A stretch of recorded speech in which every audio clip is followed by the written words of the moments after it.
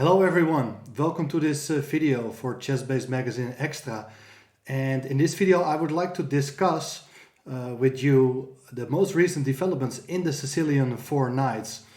And it all starts with the moves e4, c5, knight f3, e6, d4, ct4, knight takes d4, knight f6, knight c3, and now knight c6. And this is a very popular line nowadays for black.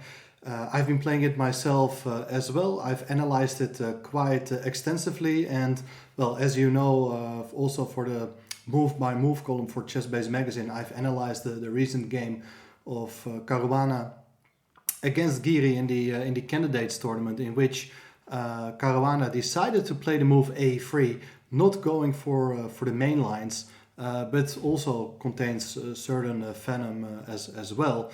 In any case, it's very important to realize that after knight db5, d6, bishop f4, e5, we get a transposition to the very solid Sveshnikov opening, which is nowadays a very important weapon for black. But the point of opting for this move order is that by going for the move e6 on move 2, black is avoiding the Rossolimo variations. But there are some other possibilities for white as well, of course. And today in this video I would like to discuss with you the consequences of one of the critical moves, which is knight takes c6. And after b takes c6, e5, black goes knight d5, and now after knight e4, queen c7, attacking the pawn on e5.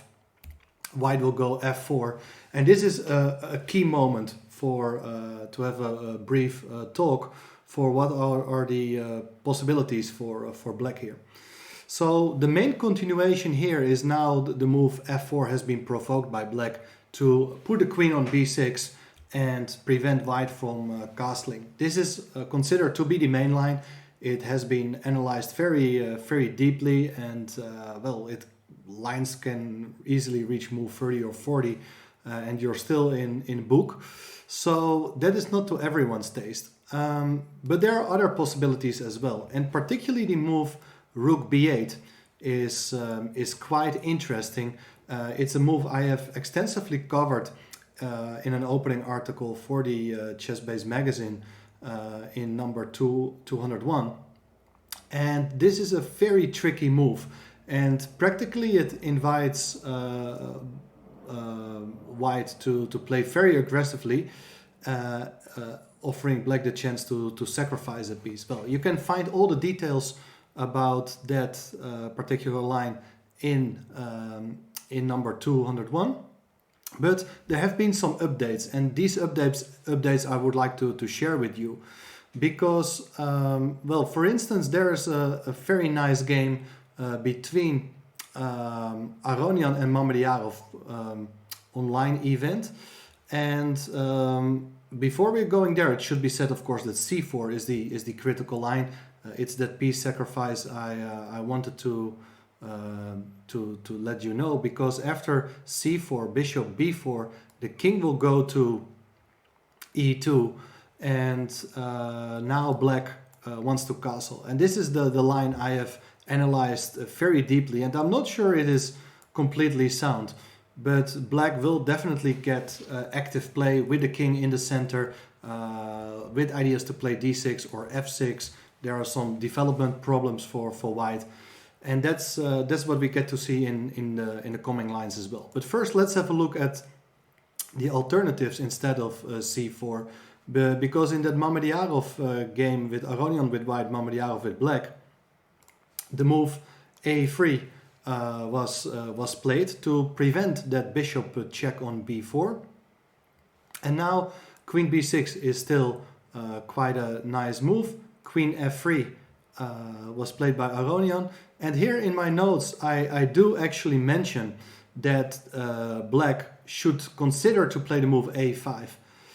And after c4, there's this typical response with f5. Now you may wonder, what is the point of playing a5? But in fact, Mamedyarov played the move bishop e7, which looks like a reasonable move. But the problem is that now after c4, there is f5. And here Aronian made a terrible mistake, as he went back with a knight to d2, but that allows knight coming to e3 with a deadly knight fork on c2, so white goes bishop d3, and here suddenly white has a huge problems dealing with that knight on e3.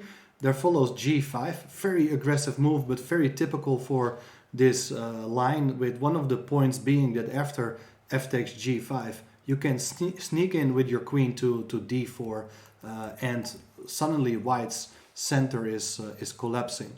So Aronian, instead of taking on g5, went for the move g3, but after g takes f4, rook g8, he went knight f1, but now there's a knight check on g2, which is of course the point of putting the rook on g8, supporting that knight.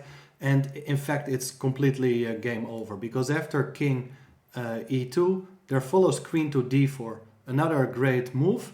And for white, it's almost impossible to challenge the white pieces.